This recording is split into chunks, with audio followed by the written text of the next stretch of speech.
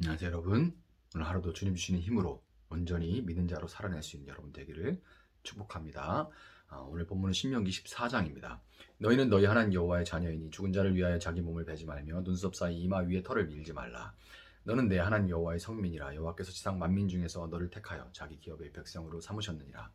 너는 가증한 것은 무엇이든지 먹지 말라. 너희가 먹을 만한 짐승은 이러하니 곧 소와 양과 염소와 사슴과 노루와 불구스름한 사슴과 산염소와 볼기가 흰 노루와 뿌리 긴 사슴과 사냥들이라. 짐승 중에 굽이 갈라져 쪽발도 되고 새김질도 하는 모든 것은 너희가 먹을 것이니라. 다만 새김질을 하거나 굽이 갈라진 짐승 중에도 너희가 먹지 못할 것은 이것이니 곧 낙타와 토끼와 사반.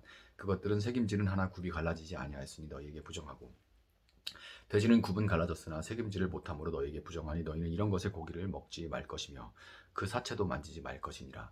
물에 있는 모든 것 중에서 이런 것은 너희가 먹을 것이니 지느러미와 비늘 있는 모든 것은 너희가 먹을 것이요 지느러미와 비늘 없는 모든 것은 너희가 먹지 말지니 이는 너희에게 부정함이니라.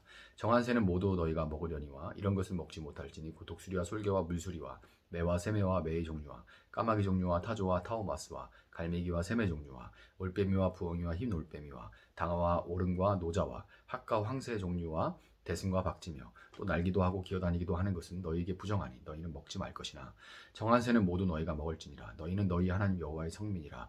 스스로 죽은 모든 것은 먹지 말 것이나 그것을 성중에 거류하는 객에게 주어 먹게 하거나 이방인에게 파는 것은 가하니라. 너는 염소 새끼를 그 어미의 젖에 삼지 말지니라. 너는 마땅히 매년 토지 소산의 11조를 드릴 것이며 내 하나님 여호와 앞 곧 여호와께서 그의 이름을 두시려고 택하신 곳에서 내 곡식과 포도주와 기름의 11조를 먹으며 또 내 소와 양의 처음 난 것을 먹고 내 하나님 여호와 경외하기를 항상 배울 것이니라. 그러나 내 하나님 여호와께서 자기 이름을 두시려고 택하신 곳이 내게서 너무 멀고 행로가 어려워서 내 하나님 여호와께서 그 풍부히 주신 것을 가지고 갈 수 없거든. 그것을 돈으로 바꾸어 그 돈을 싸가지고 내 하나님 여호와께서 택하신 곳으로 가서 네 마음에 원하는 모든 것을 그 돈으로 사되 소나 양이나 포도주나 독주 등 네 마음에 원하는 모든 것을 구하고 거기 내 하나님 여호와 앞에서 너와 내 권속이 함께 먹고 즐거워할 것이며 네 성읍에 거주하는 레위인은 너희 중에 분깃이나 기업이 없는 자이니 또한 저버리지 말지니라. 매 3년 끝에 그해 소산의 10분의 1을 다 내어 내 성읍에 저축하여 너희 중에 분깃이나 기업이 없는 레위인과 내 성중에 거류하는 객과 및 고아와 가부들이 와서 먹고 배부르게 하라. 그리하면 내 하나님 여호와께서 네 손으로 하는 범사에 내게 복을 주시리라. 아멘. 자, 오늘 본문을 보면서 우리는 모세가 지금 레위기를 본문으로 이스라엘 앞에서 설교를 하고 있다는 것을 분명히 알 수 있죠. 네, 우리가 지금 제가 이제 신명기의 본문을 가지고 여러분에게 짧지만 말씀을 설교를 하고 있는 것과 같이 모세 목사님은 레위기의 본문을 가지고 지금 이스라엘 백성 앞에서 설교를 하고 있는 건데 본문이 어딜까요? 음식에 관한 정결법이 기록된 레위기 11장입니다. 레위기 11장을 어떻게 떠올리냐면 음식이니까 젓가락으로 먹는다 해서 11장으로 기억하시면 좀 기억하시기가 편해요. 레위기 11장의 얘기가 신명기 14장에서 이제 모세가 설교를 합니다. 새날에서 레위기 11장을 설명할 때 정한 짐승과 부정한 짐승의 구별은 크게 죽음이냐 생명이냐 그리고 또는 구조적인 방법으로 구별한다. 이것에 대해서 제가 설명을 했던 것을 여러분 기억하실지 모르겠습니다. 기억이 안 나시면 이렇게 돌아가셔서 유튜브 같은 이런 이제 미디어가 좋은 것이 예전으로 돌아가서 다시 들을 수 있다는 거죠. 한 번 해서 없어지는 것이 아니라 부정하다고 여겨지는 짐승들이 뭐였어요? 이 부정하다고 여겨지는 짐승들은 피를 흘리는 육식동물이나 사체를 먹는 조류 그리고 죽은 자를 불러내는 초혼술의 그 술법에 사용되는 짐승들이 부정하다고 여겨졌고 공중, 땅 위, 물속 어느 한 곳에 온전히 속하지 않고 왔다 갔다 그 경계를 왔다 갔다 하거나 짐승이면 다리가 넷에 새김질을 하고 곤충이면 다리가 6에 뛰어다니는 것과 같은 그 주된 특징에서 벗어나는 그런 종류들도 부정하게 여겨졌죠. 이게 구조적인 구별법이라고 말씀을 드렸습니다. 이런 분류를 통해서 우리는 하나님께서 우리에게 죽음이나 온전하지 않은 변칙을 먹거나 만짐으로써 부정함을 입지 말라 이렇게 하신다는 것을 알 수가 있는데요. 결국에 하나님은 당신의 백성이 죽음과 변칙, 반칙으로 가득한 세상의 문화로부터 구별된 거룩한 자들로서 생명과 온전함의 문화를 만들어 가기를 원하시는 거예요. 이렇게 설명드렸던 것이 레위기 11장에서 그렇게 설명드렸던 것이 여러분 기억이 나실 거예요. 그런데 여러분, 가나안 땅을 앞에 두고 혼신의 힘을 다해서 생애 마지막 설교를 하고 있는 모세가 다시금 이렇게 강조할 만큼 문화의 영향력과 그에 대한 믿는 자들의 태도는 아무리 강조해도 지나치지 않음에도 불구하고 교회가 문화를 대하는 태도는 어느 쪽도 결코 옳다고 말할 수 없는 두 가지로 분류가 됩니다. 먼저는 문화의 영향을 대수롭지 않게 여기는 그런 경향이 있어요. 이런 태도로 인해서 교회 안에도 동성애나 혼외 성관계 같은 세상의 문화들이 버젓이 자리를 잡고 있죠. 본이 되어야 마땅할 목사, 목회자들이 문화의 공격 앞에 속수무책으로 나뒹굴고 있는데 성도들은 어련하겠습니까?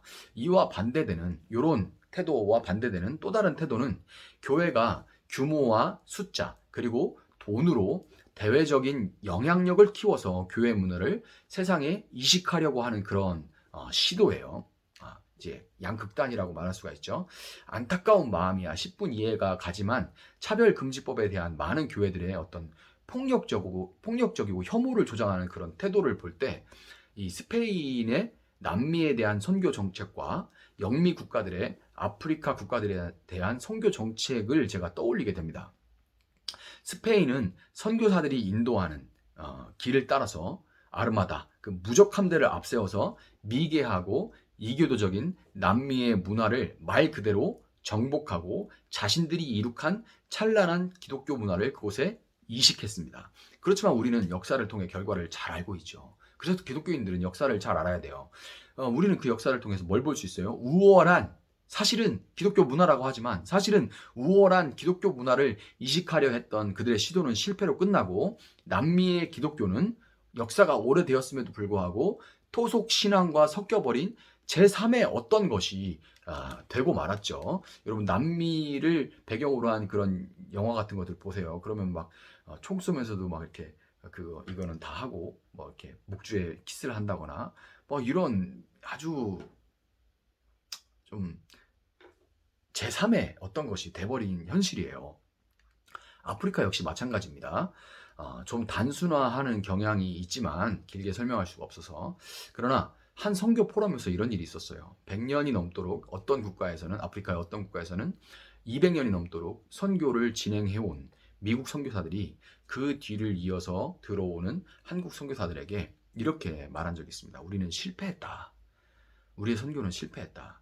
돈으로, 힘으로 뭐 짓고 막 하는 그런 선교는 이제 안 된다. 그들의 친구, 때로는 코치가 되어 함께 있으면서 섬겨야 된다. 그렇게 조언을 했습니다. 그때 어떤 반응을 한국 선교사들이 보였냐면, 당신들은 너무 재고, 미국 사람들이 좀 재는 경향은 있어요.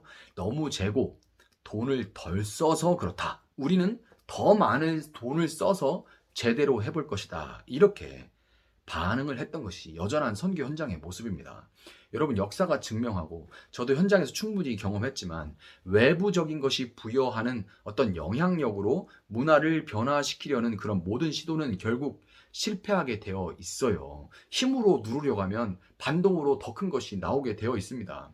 그렇다면 우리는 어떻게 해야 될까요? 그에 대한 답이 바로 이어지는 11조에 관한 규례입니다. 11조는 내 삶의 모든 것이 하나님으로부터 왔다는 그 신앙 고백이지만, 오늘 본문은 11조는 하나님 나라에 속한 자들이 내는 세금의 성격을 갖고 있다는 또 다른 11조의 기능을 말해주고 있어요. 하나님 나라를 위한 세금. 이 땅에 하나님 나라가 세워지고 경영되려면 세금이 필요하죠.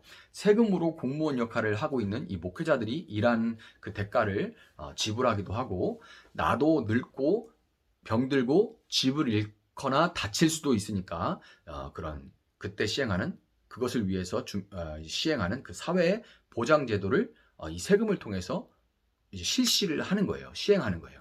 세금 내는 것을 좋아하는 사람은 거의 없을 겁니다. 이 세금 너무 좋아. 빨리 내고 싶어. 이런 사람이 어디 있겠어요? 그런 생각하는 사람 없을 텐데, 왜 그러냐면 주된 이유가 아깝다는 생각이 들기 때문입니다. 아깝다. 어떻게 하면 안 낼 수 있을까?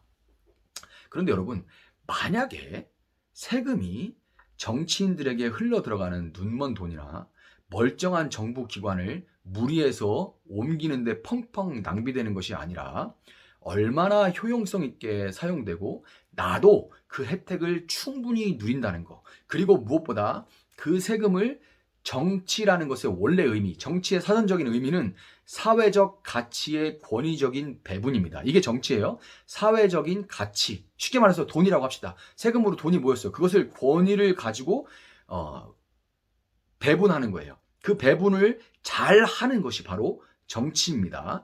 그 정치를 하는 권위자가 바로 공의와 사랑의 하나님이라는 확신이 있다면 결코 아까운 마음이 들지 않겠죠.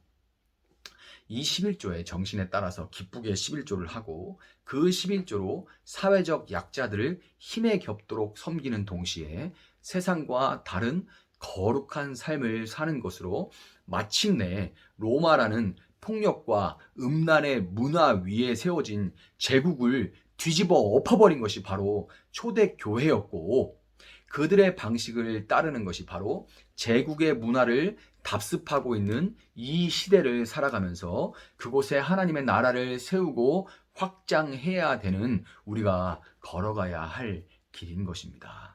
갈수록 짙어지는 폭력과 음란의 문화 한가운데서 어떤 방법이 아니라 어떤 힘이 아니라 거룩한 삶의 본, 힘이 아니라 낮아짐과 섬김으로 핍박과 유혹 가운데도 믿는 자의 삶을 묵묵히 살아나가시는 여러분들이 되시기를 예수님의 이름으로 축복합니다. 제가 잠시 기도하겠습니다. 사랑하시는 하나님 감사합니다. 세상의 문화가 파도와 같이 밀려오고 교회는 너무나 무력하고 그 문화를 별것 아닌 것으로 치부하거나 또 때로는 기독교를 극단적으로 힘으로 세상 문화에 맞서서 그것을 압도하려고 해버리는 그런 시도들이 있는 것을 봅니다. 어느 쪽이든지 하나님 역사에서 교훈을 얻게 하여 주시기를 원합니다.